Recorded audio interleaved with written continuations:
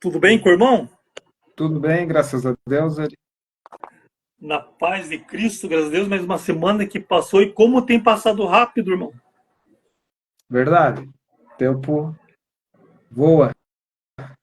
Na verdade, nós voamos. Verdade, o tempo tá passando tão rápido, que cada dia que a gente vê, parece que a palavra do Senhor está se cumprindo, né, Jefferson? Nos últimos dias ele ia abreviar e, nossa, tá caindo uma chuva abençoada aqui em Campinas. Só um momentinho, meus queridos amigos e irmãos, vou fechar a janela aqui. Graças a Deus, a gente tá precisando de chuva, né? Chuva é sinal de bênção e aqui em Campinas choveu ontem e está chovendo agora. Com a graça de Deus, Deus é bondoso e misericordioso.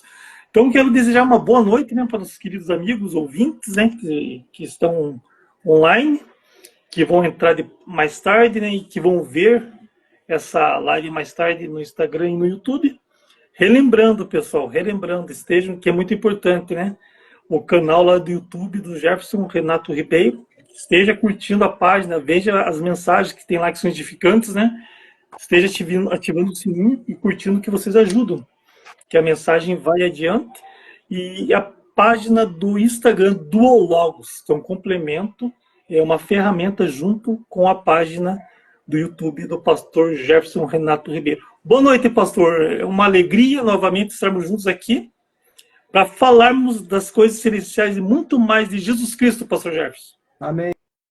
Boa noite ao prezado irmão, os irmãos que já estão na live, que vão entrar também. É uma satisfação, né, Ari? Terminar a semana sempre em torno da palavra de Deus, conversando acerca de Jesus Cristo, do reino de Deus que vai em breve ser implantado na Terra, né? Então, essas conjecturas da nossa fé, né? A sã doutrina da palavra de Deus, estamos nessa série Cartas Paulinas, né? E todos os aprendizados, né, que tomamos da palavra de Deus para aplicar em nossa vida. Então, é sempre um prazer estar meditando na palavra de Deus, né? Porque a própria promessa de que acende a chama no nosso coração quando meditamos, né? Conversamos das coisas do reino, né? É um prazer sempre estar com o prezado irmão. O prazer é nosso, pastor, o prazer é nosso. A palavra fala que quando ele fala do meu nome, dois ou mais filhos de Deus, irmãos em Cristo, ali eu estarei. Com certeza ele está conosco, meu querido amado Uhum. irmão Jefferson. E a live que nós falamos, que até pedimos perdão, né, pastor Jefferson?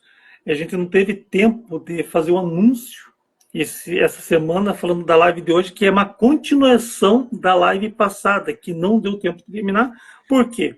Porque nós estamos falando daquele nome que é sobre todo nome, o nome que é Jesus. E nós vamos estar continuando. Para quem ficou curioso, veja a live anterior, né? Já falamos sobre Jesus, o Consolador, Jesus, aquele que nos livra do presente século mal, né? E agora nós vamos continuar, né, pastor Jefferson? Só peço perdão, nós começamos falando do Jesus que nos chama de santos, o Jesus que fala sobre os santos, né? E, Perfeito. e outra coisa, que Jesus também é aquele que nos consola, Jesus que diz que ele fala sobre o Consolador, e ele livra nós do presente século mal. E agora nós vamos dar continuidade na live, que com certeza vai ser uma benção. Jesus, aquele que nos abençoa. E se porventura as pessoas que estiverem entrando quiserem participar, quiser fazer alguma pergunta, e o pastor, né, com certeza será um prazer estar participando e abençoar a vida dos nossos queridos irmãos. Pastor está com a palavra, então, meu querido irmão. Pastor, então, dando a continuidade, Jesus, aquele que nos abençoa, pastor Jefferson. Muito bem. Então, já feita a explicação do prezado, né? Realmente é um assunto bastante rico, né? Cristologia. E nós estamos, para os irmãos que não assistiram, nós estamos debatendo as introduções de Paulo em suas cartas, né? Quando ele apresenta Jesus Cristo né? Ele sempre, nas suas introduções de suas cartas, ele louva a Deus pela vida dos irmãos, né? Mas ele apresenta uma característica de Cristo, né?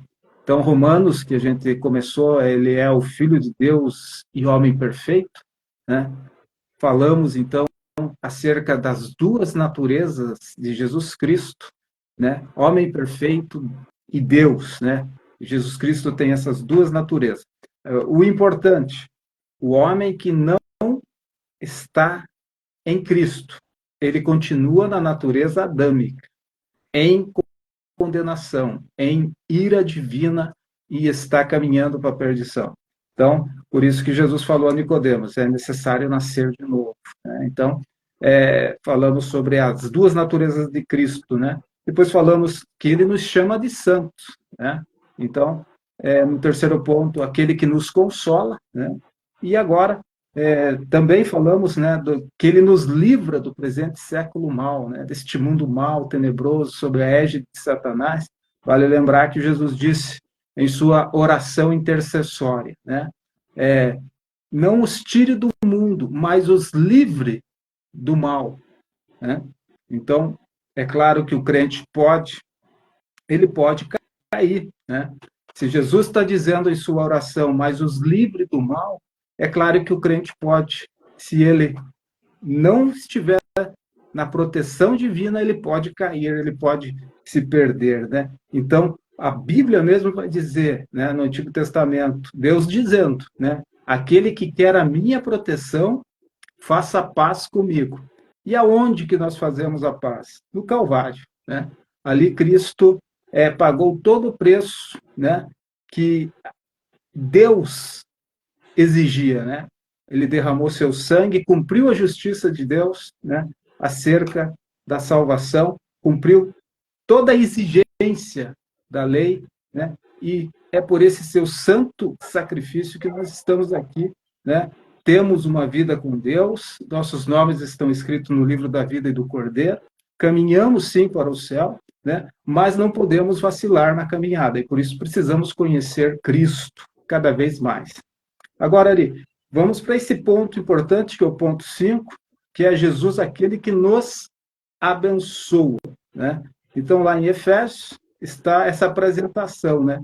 Efésios 1, 3, Paulo vai dizer, bendito Deus e Pai de nosso Senhor Jesus Cristo, o qual nos abençoou com todas as bênçãos espirituais nos lugares celestiais em Cristo. Então, esse é o tema de mais uma característica, aquele que nos abençoa, né? Então, toda sorte de bênçãos, né? Toda sorte de bênçãos espirituais, vai falar que é espirituais e nos lugares celestiais, né? O que nós podemos tirar desta declaração de Paulo, né? Ele, quando ele fala aos Efésios, ele está falando de uma igreja que transcende imposição, né? Ela transcende imposição de autoridade, porque ela está nas regiões celestiais, quando a relação com Cristo é evidenciada na vida da igreja corpo de Cristo, né?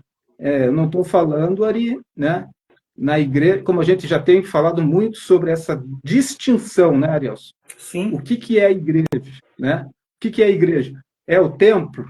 Não, não é o templo. A igreja é o corpo de Cristo. O templo é um lugar, né, físico, onde as pessoas se reúnem, mas ela não é a igreja de Cristo. As pessoas têm confiado muito no templo, né? E isso é um perigo, né? Você confiar no templo. E isso não é de hoje. Já no passado, se você for ver, né, havia toda uma concorrência em torno do templo.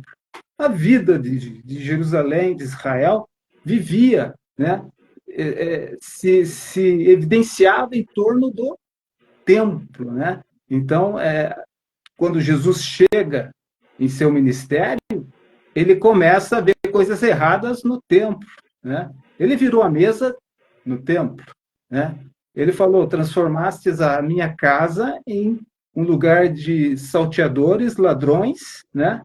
e a minha casa tem que ser chamada casa de oração. Então, você vê Jesus, né, combatendo o erro em torno da visão que o homem tem acerca do templo, e não perceber o que ele representa.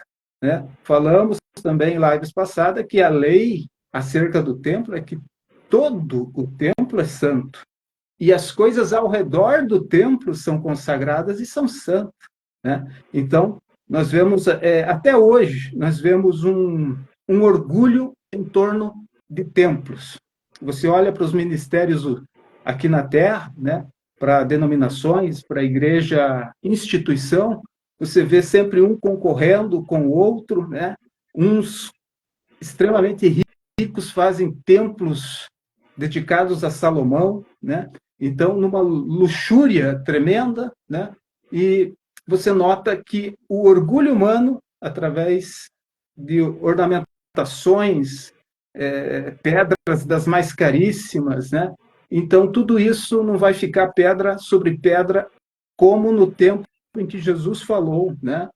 Jesus falou depois que os principais discípulos dele saíram do templo com ele, e saindo do templo, se não me engano, Pedro ou João, diz, mestre, olhai essas colunas, né? Veja que maravilha, né? E daí Jesus dá aquela frase clássica, né? Não ficará pedra sobre pedra. Porque o tempo da visitação fora rejeitado, né? Jesus veio, um tempo sobremodo oportuno, do tempo da graça, a luz se manifestou, né? E ele observou muita coisa no templo. Foi lá no templo que ele viu a verdadeira oferta, a oferta da viúva no gasofilácio, né? Então, foi ali no templo que ele observou a atitude que as pessoas tinham em relação à casa do Senhor, né? Não vivenciando o Salmo 122, né?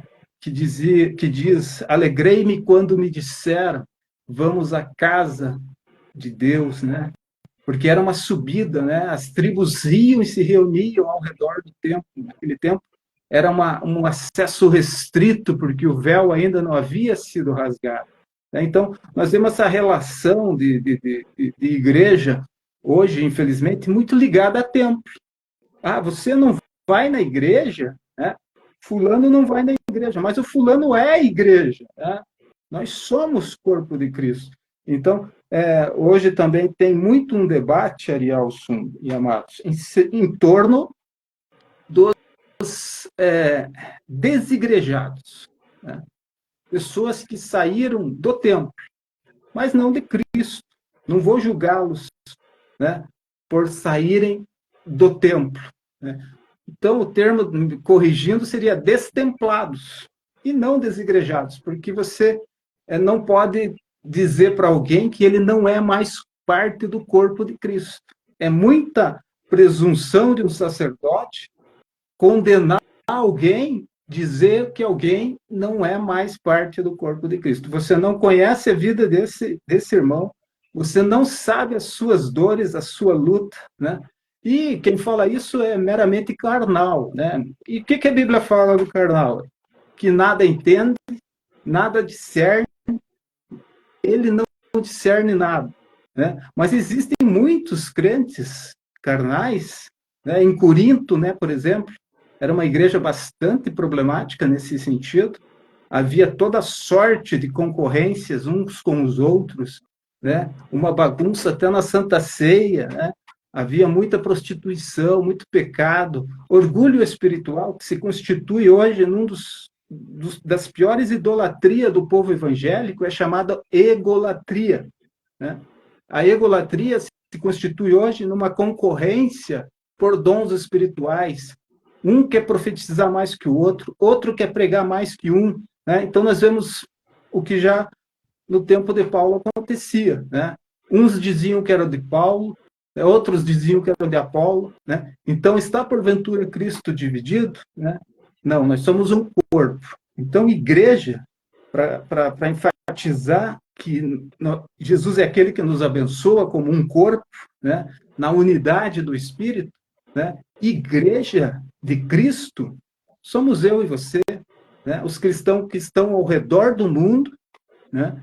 E não tem hora para ter culto, porque a cada momento que você entra em devoção, você entra em contato com o culto celeste, que acontece em todo o tempo, né? Você lembra que em todo o tempo, no céu, ao redor do trono, diz-se: Santo, Santo, Santo. Por que 3 vezes? Santo é o Pai, Santo é o Filho, Santo é o Espírito Santo. Então a igreja se une com o coral de anjos, né? Mesmo que você não veja, na sua devoção aí no seu lar, você está em sintonia com o culto celeste, né?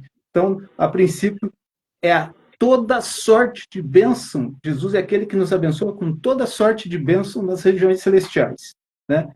E as bênçãos espirituais, elas determinam as materiais.